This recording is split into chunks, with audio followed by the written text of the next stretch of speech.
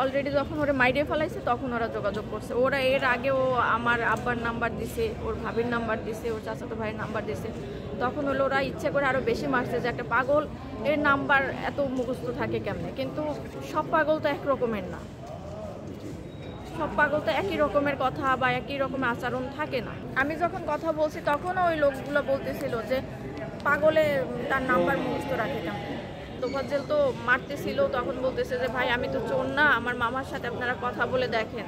আমার আব্বা কথা বলার পরে আমি আবার নিজে থেকে নাম্বার নিয়ে ওদেরকে ফোন দিচ্ছি যে ভাই এরকম আপনারা হলে একটা ছেলের ধরছেন, ও কোনো অপরাধী না, আর ও কোনো এরকম করতেও পারে না। হয়তো বা খাবারের জন্য কাউরে করতে পারে, বা আপনি খাচ্ছেন, হয়তো বা আপনার থেকে থাবা নিয়ে 2টা ভাত বা একটা খাবার নিয়ে মুখে দিতে পারে, বা আপনি পরিচিত তখন আপনার থেকে 50 টাকা চাইতে পারে, কিন্তু এছাড়া তো আরও বেশি কিছু করে না।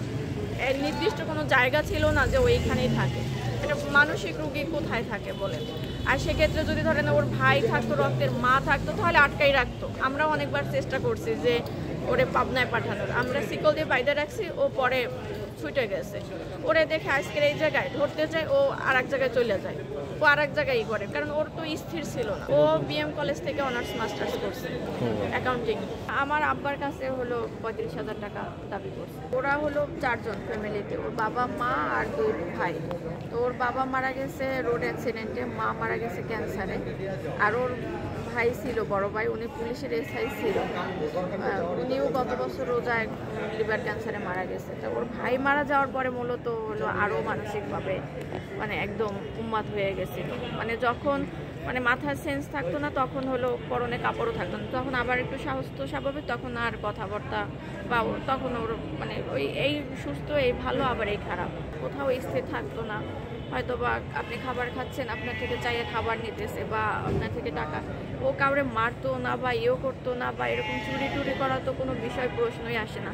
এইরকমের যেন তোফাজ্জেলের মতো কারো জীবন শেষ না হয়, এরকম অসহায় একটা মানুষ এরকম যেন জীবন শেষ না হয়। একটা মানুষ ওদের ইচ্ছে হইলো মারতে মারতে মাইরে ফেলাইবে, এটা কোথায়, কোন বিবেকে বা কোন বিবেকের তাড়নায় এরা এটা করছে? একটা বিড়াল যদি করে, একটা বিড়ালরাও তো মানুষ মানে মাইরে ফেলাইতে পারে না। আর সেখানে তো সে অসুস্থ একটা মানসিক রোগী, সে কোনো অন্যায় করে না, অপরাধ করে নাই, সন্দেহের বশে একটা মানুষটা এরকম মারবে? তদন্ত করে, ওর মা নাই, বাবা নাই, ভাই নাই, এই জন্য কেউ মানে হয়তো বা আজকের 2 দিন মানে হবে, আলোড়ন হবে, হবে 3 দিনের দিন তোফাজ্জেলের নামটা মুছে যাবে, কিন্তু এরকমের কত তোফাজ্জেল আবার সামনে মারা যাবে অসহায়ভাবে। এরকমের জন্য আর কেউ না হয়, এমন বিচার হোক যেন মানুষজন, যে একটা সাধারণ অসহায় মানুষের যেন গায়ে হাত না দেওয়ার মতো সাহস না পায়। এই বিচার দেখে যেন মানুষ ভয় পায় যে না, আসলে একটা অন্যায়ভাবে একটা মানুষের মারা যায় না।